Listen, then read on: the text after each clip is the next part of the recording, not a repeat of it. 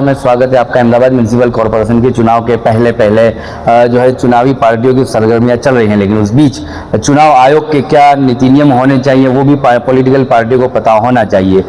सामाजिक आगेवान इस बात को लेकर आ गया है। कुछ पार्टियों के साथ साथ AIMIM जो पिछले 2021 और 2022 अब 2025 के चुनावी मैदान में है, और इस बार की चुनावी मैदान में आने से पहले उम्मीदवारी पत्रिका फॉर्म जो है दर्ज किए गए हैं, और कुछ नियम है जो चुनाव आयोग के इस उम्मीदवारी फॉर्म भरने के साथ साथ जो नियम है उसका नीति नियमों का उल्लंघन हुआ है। और इस बात को लेकर अहमदाबाद के वेस्ट एंड होटल में जो है प्रेस कॉन्फ्रेंस की गई है सामाजिक आगेवान इरफान शेख और एडवोकेट शमशाद खान पठान के माध्यम से। सर, कैसे देखते हो, क्या कुछ आज की इस प्रेस कॉन्फ्रेंस की महत्व है? देखिए, क्या मुद्दे रहेंगे? आज की प्रेस कॉन्फ्रेंस किसी व्यक्ति के खिलाफ या किसी पार्टी के खिलाफ नहीं है। ये चुनाव आयोग के गलत वहीवट के खिलाफ है, उनके गलत एडमिनिस्ट्रेशन के खिलाफ है। क्योंकि चुनाव आयोग जिसके खुद के नीति नियम ये हैं कि कोई भी पार्टी अगर वो मान्य राजकीय पार्टी है तो उसको मान्य राजकीय पार्टी होने के लिए कम से कम 6% वोट की जरूरत पड़ेगी। और ऐसे मान्य राजकीय पार्टी के उम्मीदवार जो होंगे वो अपने फॉर्म में एक ठेकेदार और एक दरखास्त करने वाले से फॉर्म भर सकेंगे। लेकिन अगर वो मान्य राजकीय पार्टी नहीं है तो ऐसे उम्मीदवारों को, चाहे वो आज़ाद उम्मीदवार हों या ऐसे बिना मान्य राजकीय पार्टी के उम्मीदवार हों, उनको 10 ठेकेदार और 10 दरखास्त करने वाले देने होंगे।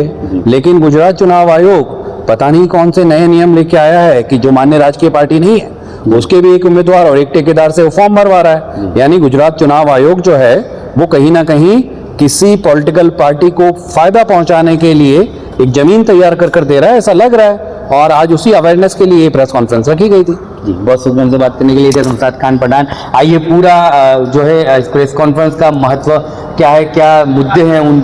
आज की प्रेस कॉन्फ्रेंस बुलाने का हमारा मुख्य उद्देश्य ये था कि हाल गुजरात में नगरपालिका, महानगरपालिका, जिला पंचायत, तालुका पंचायत कक्षा के चुनाव आए हैं। चुनाव का माहौल है, ऐसे में सभी पार्टियां अपने अपने उम्मीदवार उतार रही है। लेकिन हमारे ध्यान में कुछ टेक्निकल बाबत AIMIM को लेकर आई है कि उन्होंने अपने उम्मीदवारों के साथ जो ठेकेदार और दरखास्त रखने वालों का नाम रखा है, जो टेक्निकली 10-10 होने चाहिए, जो उन्होंने फॉर्म में एक ही लिखा है, जिसके कारण उनके फॉर्म कैंसिल होने की संभावना है। इलेक्शन कमीशन की गाइडलाइन के अनुसार जिस पार्टी को राष्ट्रीय कक्षा का दर्जा मिलता है वही पार्टी अपने उम्मीदवार के फॉर्म में एक ठेकेदार और एक दरखास्त रखने वाला लिख सकते हैं, उनको 10-10 रखने की ज़रूरत नहीं है। लेकिन यहाँ टेक्निकल पॉइंट ये है कि AIMIM गुजरात में राष्ट्रीय कक्षा का दर्जा लेने में असफल है। राष्ट्रीय कक्षा का दर्जा इसलिए उसको नहीं मिला है कि उसके कुछ पैरामीटर्स इलेक्शन कमीशन ने नक्की किए हैं, जैसे कि 6% वोट पिछले चुनाव के हिसाब से उनको मिलने चाहिए, 2 या 3 MLA होने चाहिए या 1 MP होना चाहिए, जो गुजरात में इनका कुछ नहीं, ना MLA है, ना MP है, ना पिछले चुनाव में विधानसभा के अंदर जो चुनाव थे उसके अंदर MIM पक्ष को 0.96% मत मिले थे। तो उसके हिसाब से वो राष्ट्रीय कक्षा का दर्जा लेने में कामयाब नहीं है। तो उस वजह से अगर उनके उम्मीदवारों ने अगर फॉर्म भरे हैं उम्मीदवारी के, तो उसमें 10 ठेकेदार और 10 दरखास्त रखने वाले होने जरूरी है। लेकिन जहाँ कहीं ना कहीं मुझे जो माहिती मिली है उसके अनुसार उन्होंने एक ठेकेदार और एक दरखास्त वाला रखा है, जो हमने स्टेट इलेक्शन कमीशन का कल लिखित में जानकारी दी, उनको माहिती भी दी है। और आज ये प्रेस कॉन्फ्रेंस करने का हमारा यही मकसद था कि आप लोगों को भी पता चले।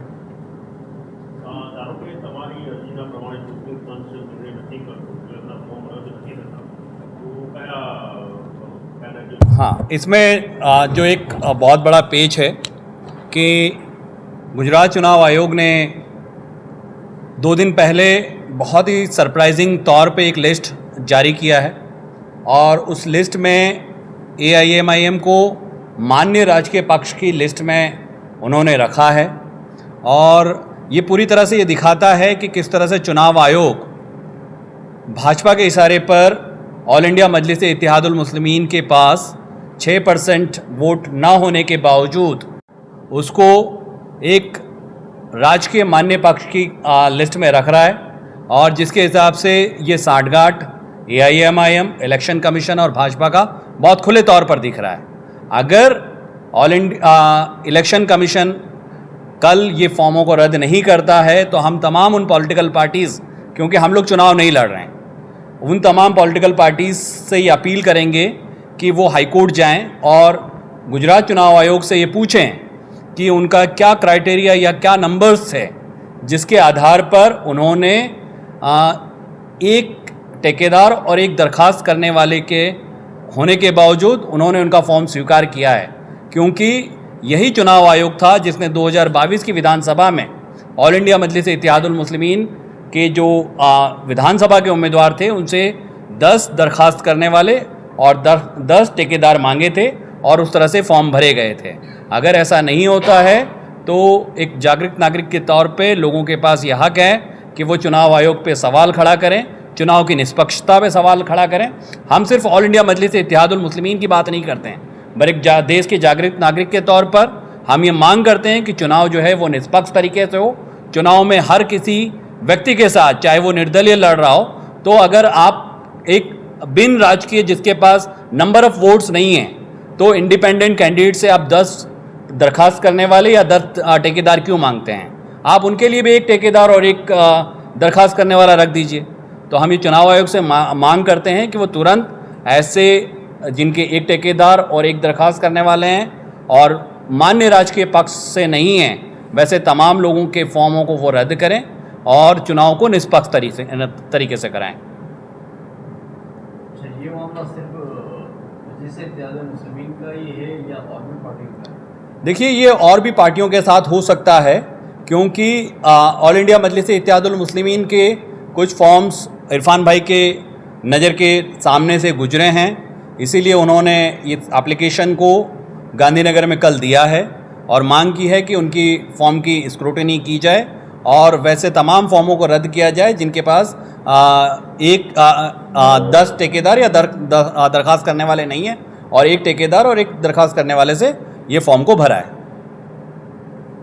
अब दोनों भी एक समय पर जिम्मेदार रहे हैं मजलिस इत्तेहादुल मुस्लिमीन के, और 2021 में जब पार्टी आई तो समय कम था और ऐसी ही भागाभागी में चुनाव प्रक्रिया कर दी थी, तो उस समय भी ठेकेदार यही थे कि नहीं? देखिए, ये एक बहुत टेक्निकल सवाल है, क्योंकि जब कोई नया राज्य बनता है या देश जब आज़ाद हुआ था तो चुनाव कैसे मान्य राजकीय पक्ष कैसे तय होंगे, ये क्राइटेरिया समझने की ज़रूरत है। क्योंकि तब तो कोई नहीं था, जो भी पार्टी लड़ रही थी सब नहीं थी, तो वो 6% वाला क्राइटेरिया कि भाई हमारे पास तो 6% है नहीं, तो मान्य राजकीय पक्ष। तो इसीलिए चुनाव के जो नियम है उसमें ये कहा गया है कि पिछले चुनाव में तो 2021 में पार्टी नहीं थी यहाँ पर, पहली बार तेलंगाना के बाद गुजरात में वो पहली बार चुनाव लड़ रही थी, तो गुजरात में उसको वो अपॉर्चुनिटी नहीं थी कि उसके पिछले चुनाव के साथ कंपेयर किया जाए।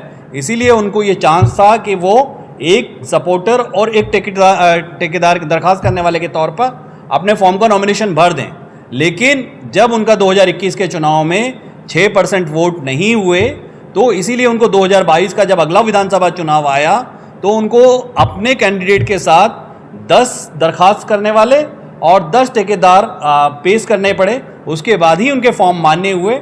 और लेकिन अचानक ये विधानसभा के कॉरपोरेशन के चुनाव में उन्होंने एक दरखास्त और एक ठेकेदार से फॉर्म भरा है, और इसमें कहीं ना कहीं चुनाव आयोग की, भाजपा की और ऑल इंडिया मजलिस इत्तेहादुल मुस्लिमीन की साठगांठ बहुत क्लियर दिख रही है, ताकि ऐसा माहौल खड़ा किया जाए ऐसा जिससे कि ऑल इंडिया मजलिस इत्तेहादुल मुस्लिमीन के कैंडिडेट ज़्यादा से ज़्यादा फिल हो सकें और इससे भाजपा को सीधा फायदा हो।